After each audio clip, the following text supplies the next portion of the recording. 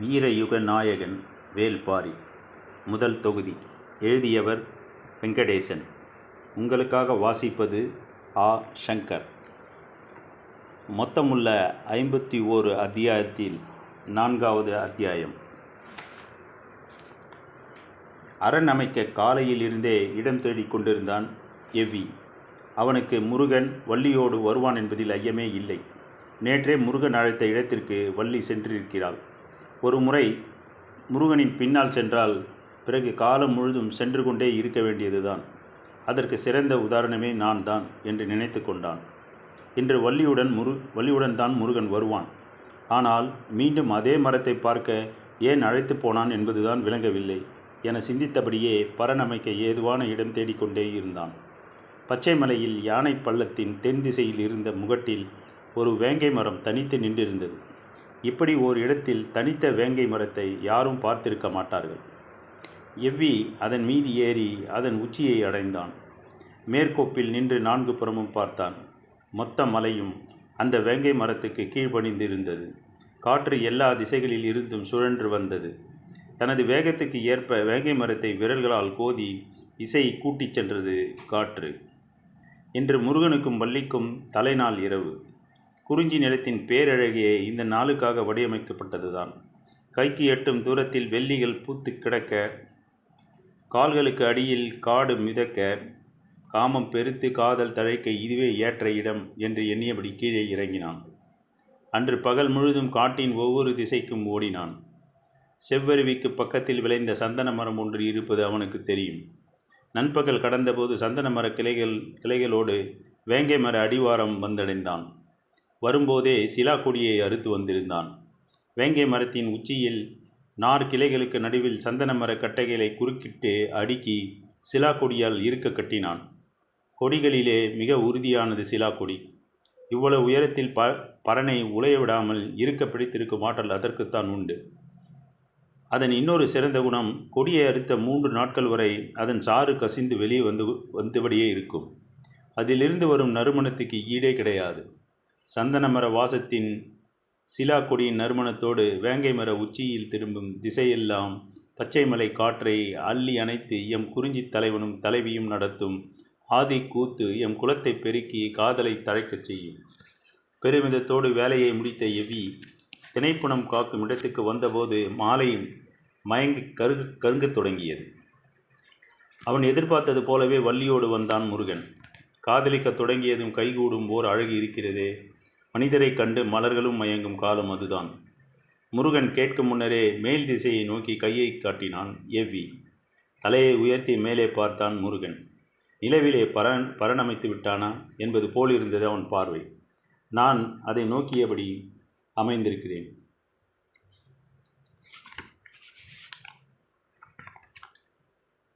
அங்கு போவது உன் வேலை என பதிலளிப்பது போன்றிருந்தது எவ்வியின் பார்வை. முருகனும் வள்ளியும் பின்தொடர்ந்த தீப்பந்தம் ஏந்தியபடி முன்னடந்தான் எவ்வி. தனக்கு பின்னால் இருளுக்குள் தான் எவ்வளவு விளையாட்டு! சின்ன சின்ன சிரிப்புகளுக்கு என்ன பொருள்? இது பதிலா கேள்வியா? இவ்வளவு மெதுவாக பேச முடியுமா? பின்தொடரும் ஓசையே கேட்காமல் இருக்கிறதே. அவன் வள்ளியை அழைத்து வருகிறானா, சுமந்து வருகிறானா? திரும்பி பார்த்தால் அவர்களின் நெருக்கம் குலைந்துவிடும். வேண்டாம் என சிந்தித்தபடியே வேங்கை மர அடிவாரத்திற்கு வந்து சேர்ந்தான் எவ்வி. பந்தத்தின் ஒளி அந்த இடத்தில் படர்ந்தபோதுதான் தெரிந்தது முருகனும் வள்ளியும் ஏற்கனவே அங்கு வந்து அமர்ந்திருப்பது. அதிர்ந்து போனான் எவ்வி. என்னை பின்தொடர்ந்து வருகிறீர்கள் என்றல்லவே நினைத்தேன். மனிதனால் காதலை அழைத்து வர முடியாது. காதல்தான் மனிதரை அழைத்து வரும். எவ்வியிடம் பேச வார்த்தைகள் இல்லை. வணங்கி விடை பெற்றான். அப்போது எவ்வியின் கையில் ஒரு பொருளை கொடுத்தான் முருகன். எம் காதலின் பரிசு என்றாள் வள்ளி. அவர்கள் மர ஏணியில் ஏறிச் சென்று பரனில் அமர்ந்தனர். எங்கும் சூழ்ந்திருந்த இருளுக்குள் இருந்து இசைக்காற்று சுரந்தது. அசையும் இலைகளுக்கு இடையில் விண்மீன்கள் கண் சிமிட்டின. இத்தனை கண்களுக்கு இடையில் நாம் வெட்கம் களைவது எப்படி என்று கேட்டபடி வள்ளி நாணினாள். முருகன் சொன்னான், வெட்கம் கலைகையில் இவற்றை பார்க்க கண்கள் ஏது நமக்கு? சுடர் அணைவது போல பேச்சு குரல் மெல்ல அணைந்தது. வேங்கை மரம் தனது கிளைகளை அசைக்கத் தொடங்கியது. சந்தன வாசத்துக்குள் சிலா கொடியின் நறுமணம் இறங்கிய போது காற்றெங்கும் சுகந்தம் பரவி மேலெழுந்தது. மரத்தின் கொப்பொன்றில் இருந்த ஆண் வள்ளியொன்று குரல் எழுப்பி தனது துணையை அழைத்தது. ஓசை கேட்ட திசை நோக்கி முருகன் திரும்பிய போது அவன் கன்னம் தடுத்து வள்ளி சொன்னாள், அடுத்தவர் காதல் காண்பது பிழை. இதை அதனிடம் சொல்லலாமே என்றான் முருகன். சிதறி தெரித்த வள்ளியின் சிரிப்பொலியை காடெங்கும் அள்ளி கொண்டு போனது காற்று. எவ்வி காரமலையின் அடிவாரத்தில் இருக்கும் தனது ஊருக்கு வந்து சேர்ந்தான். முருகன் எங்கே என்று கேட்ட ஒவ்வொருவருக்கும் ஒவ்வொரு பதிலை சொன்னான். இதுவரை அடையாத ஒரு மகிழ்வை இப்போது அடைந்திருப்பதாக அவனுக்கு மனம் துள்ளி குதித்தது. முருகன் தந்த காதல் பரிசை பார்த்தான். அது ஒரு பூண்டு போல் இருந்தது. இதை என்ன செய்வது என யோசித்தபடி பூண்டை தட்டி பக்கத்தில் நீர் நிறைந்த பைங்குளத்தில் போட்டான். நீருக்குள் இருந்து குமிழ்கள் இடைவிடாது வந்தன. அந்த நீர் பழச்சாறு போல் மாறிக்கொண்டிருந்தது. அதை மூங்கில் குடுவையில் ஊற்றி ஒரு மிடறு குடித்தான். அதன் சுவைக்கு ஈடு சொல்ல வார்த்தைகளே இல்லை. யாரும் இதுவரை இப்படி ஒரு சுவையை அனுபவித்திருக்க மாட்டார்கள். குடத்தில் இருந்த மொத்தத்தையும் குடித்து முடித்தான். குடத்தின் கீழ் பூண்டு அப்படியே இருந்தது. மீண்டும் குடம் நிறைய தண்ணீரை ஊற்றினான். நீர் பழச்சாறாக உருமாறியது. மீண்டும் அதை குடிக்க துணிந்தபோது காட்டின் கீழ்ப்புறம் இருந்து பெரும் ஓசை கேட்டது. குடத்தை அப்படியே வைத்துவிட்டு வெளியே ஓடி வந்து பார்த்தான். கையில் தீப்பந்தங்களோடு சிலர் வேட்டுவன் பாறைக்கு பின்புறமாக நடந்து காட்டின் தென் திசை நோக்கி சென்று கொண்டிருந்தார். யார் இவர்கள்? இந்த நள்ளிரவில் பந்தம் ஏந்தி எங்கே சென்று கொண்டிருக்கின்றனர் என ஊரில் இருந்த ஒவ்வொருவருக்கும் ஒரு கேள்வி எழுந்தது. முதுகிழவன் சொன்னான், நாம் கீழே இறங்கி போய் அவர்கள் யார், எங்கே போகின்றனர் என்று என்ன இடம் நேர்ந்தது என்று கேட்போம். நம் மீது தாக்கல் தொடுத்து விட்டால் இது நம்மிடம், நம்மை ஒன்றும் செய்துவிட முடியாது. சரி என்று சிலர் மட்டும் புறப்பட்டு சென்றனர். மற்றவர்கள் குடிலை காத்தபடி மேலேயே நின்றனர். முதுகிழவனும் எவ்வியும் முன்னால் நடக்க இளைஞர்கள் சிலர் பின்தொடர்ந்தனர். மலைச்சரிவில் வேகமாக இறங்கினர். எங்கிருந்தோ வந்த வலுத்த காற்று அவர்கள் மீது மோதிச் சென்றது. எவ்விக்கு பரனை நோக்கி நினைவு சென்றது. இந்த காற்றுக்கு பரன் தாங்குமா என மனதுக்குள் சின்னதாக அச்சம் உருவானது. அவன் தென் திசை உச்சியை அண்ணாது பார்த்தான். மறுகணமே அடுத்த கேள்வி உருக்கொண்டது. ஒருவேளை வேங்கை மரம் உந்தி தள்ளியதில் இருந்து இந்த காற்றே உருவாகி இருக்குமோ? பெருங்கடல் நடுவே மிதக்கும் சிறு தெப்பம் போல உச்சிக்காட்டின் உள்ளங்கையில் ஆடிக்கொண்டிருந்தது பரன். வெகு தூரத்தில் பெண் யானையின் பிளிரல் கேட்டது.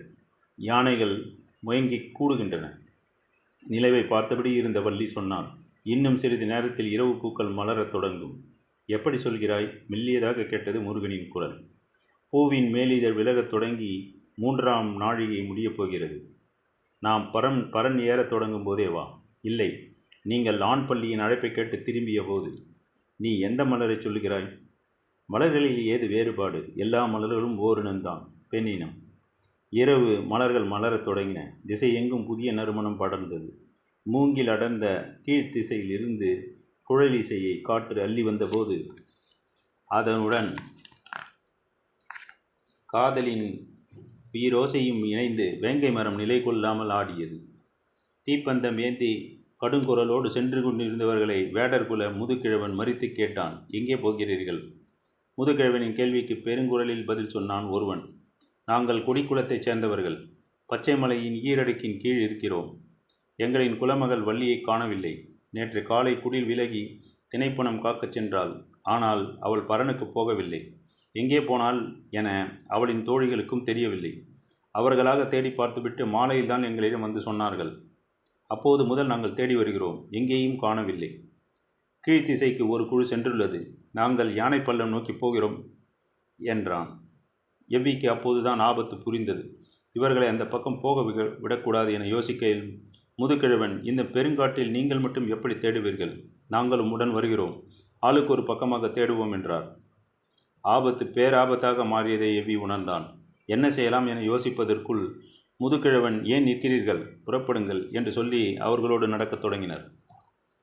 சற்று நில்லுங்கள், நான் மற்றவர்களையும் அழைத்து வருகிறேன் என்று சொன்ன எவ்வி அவர்களின் பதிலை எதிர்பார்க்காமல் குடிலை நோக்கி விரைந்து ஓடினான்.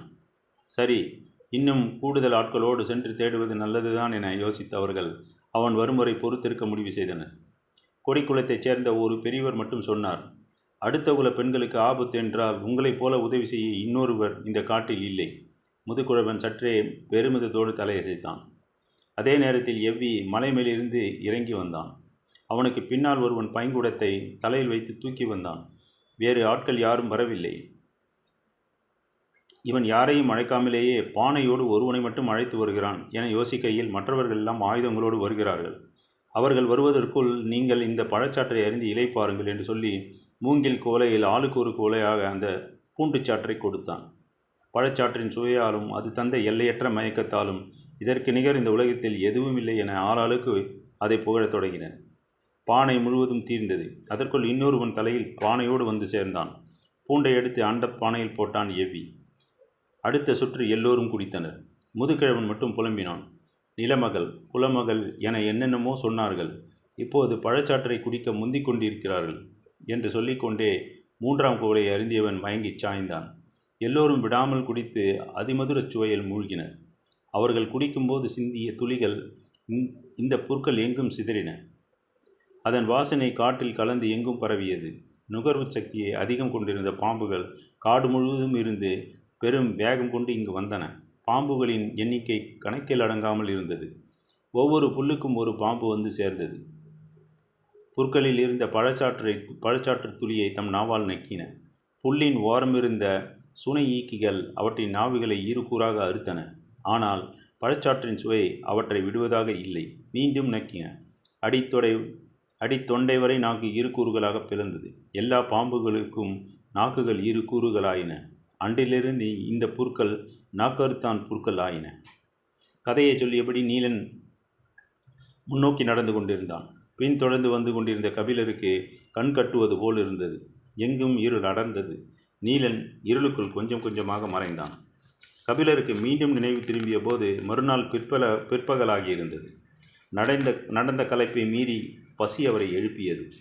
சாணத்தால் முழுகப்பட்ட ஒரு குடிலில் இருந்த மரப்படுக்கையின் மேல் அவர் படுக்க வைக்கப்பட்டிருந்தார். கண் விழித்து எழுந்தவருக்கு தான் எங்கிருக்கிறோம் என்பது குழப்பமாக இருந்தது. இது எந்த இடம், இங்கே எப்படி வந்தேன் என்று கேள்விகள் எழுந்தபடி இருந்தன. அவரது வலது காலில் பச்சிலை கொண்டு கட்டுப்போடப்பட்டிருந்தது. வீட்டு திண்ணையில் ஓரம் சிறுவர்கள் விளையாடி கொண்டிருந்தனர். சிறு பறையொன்றை கோலால் அடித்து ஒலி எழுப்பியபடி குறுக்கும் நெடுக்குமாக ஓடிக்கொண்டிருந்தனர். நேற்று தள்ளாடி தடுமாறி வந்தது இவர்தானா என்று ஒரு சிறுவன் கபிலரை பார்த்து கேட்டுவிட்டு ஓடினான். நான் எப்போது தள்ளாடி வந்தேன் என யோசிக்கையில் சற்று குழப்பமாகவே இருந்தது. கபிலர் எழுந்துவிட்ட தகவல் கேட்டதும் நீலன் அந்த இடம் வந்து சேர்ந்தான். இது என்ன ஊர்? நான் எங்கே இருக்கிறேன்? நீங்கள் வரவேண்டிய இடத்திற்குத்தான் வந்திருக்கிறீர்கள். ஆனால் வந்தது தெரியாமல் வந்தீர்கள். புரியும்படியாக சொல் என்றார் கபிலர். உங்களின் வலது காலில் தசை பிறண்டு விட்டது. அந்த நிலையில் உங்களால் அதிக தொலைவு நடக்க முடியாது. நடக்க நடக்க வலி கூடத்தான் செய்யும். பொழுது வேறு மறைந்து கொண்டிருந்தது. இருட்டுவதற்குள் இந்த இடம் வந்து சேர வேண்டும். இடையில் நாகக்கிடங்கு வேறு. இந்த காட்டில் எத்தனை வகை பாம்புகள் இருக்கின்றனவோ அத்தனை வகையான பாம்புகளும் அங்கு உண்டு. நாங்கள் வெளியிலிருந்து ஒரு யாரையும் அந்த பக்கமாக அழைத்து வர மாட்டோம். ஆற்றை சுற்றித்தான் அழைத்து வருவோம். ஆனால் உங்களுக்கு அடிப்பட்டதால் ஆற்றை சுற்ற முடியாது என தெரிந்துவிட்டது. சரி, நாகக்கிடங்கின் வழியாக வேகமாக அழைத்துச் செல்லலாம் என்றால் நீங்கள் பனைமரத்தை கடப்பதற்கு உட்கார்ந்து விட்டீர்கள். எனவே எனக்கு வேறு வழி தெரியவில்லை. உங்களுக்கு தனைமயக்கி மூலிகையை கொடுத்தேன் என்றான். அது என்ன மூலிகை? நான் கேள்விப்பட்டதே இல்லையே என்றார் கபிலர். அது உங்கள் நினைவை மயக்கும். அதனால் நீங்கள் வழியை மறப்பீர்கள். அதே நேரத்தில் உங்களின் இயக்கத்தை நிறுத்தாது. அதனால்தான் உங்களின் தோலை தாங்கி பிடித்து என்னால் அழைத்து வர முடிந்தது. நீங்களும் தள்ளாடி தடுமாறி நடந்து வந்தீர்கள். கபிலர் வியப்பின் உறைந்து போனார். என்னை மயக்க வைத்து நடக்க வைத்தாயா? இது எப்படி கைகூடியது? கைகூடியதால் தான் நீங்கள் இங்கு வந்திருக்கிறீர்கள். வந்தது தெரியாமல். பெண் ஒருத்தி மண் கலயத்தில் கூழ் கொண்டு வந்து கொடுத்தாள். குடியுங்கள், நீங்கள் உணவருந்தி நாளாகப் போகிறது என்றான் நீலன். கூழ் முழுவதும் குடித்த பின்னர் தான் தெளிச்சி ஏற்பட்டது. அது என்ன பழச்சாறு? நேற்று ஒன்று சொன்னாயே, பெயர் மறந்து விட்டேன் என்றார் கபிலர்.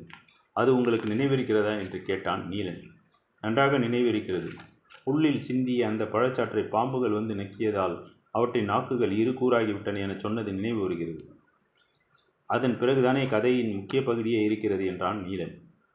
எனக்கு முற்றிலும் நினைவில்லை. அதன் பிறகு முருகனும் வள்ளியும் என்ன ஆனார்கள்? என்னதான் நடந்தது? மொத்த கதையையும் என்னால் திருப்பிச் சொல்ல முடியாது. பழச்சாற்றை குடித்தவர்கள் மயக்கம் தெளிய பல நாட்கள் ஆனதாம். அதிகம் குடித்தது எவ்விதான். எத்தனை நாட்கள் என்று தெரியவில்லை. மயக்கம் கலைந்து மரத்தடிக்கு போனானாம். வேங்கை மரத்தில் கட்டப்பட்டிருந்த சந்தனக்கட்டைகள் தழைத்து காற்றில் ஆடிக்கொண்டிருந்தன. அவற்றை பார்த்ததும் எவ்விக்கு புரிந்தது. புன்னகையோடு ஊர் திரும்பி விட்டான். முருகன் எங்கே, ஏன் அழைத்து வரவில்லை என்று கேட்டதற்கு, காதலை மனிதனால் அழைத்து வர முடியாது.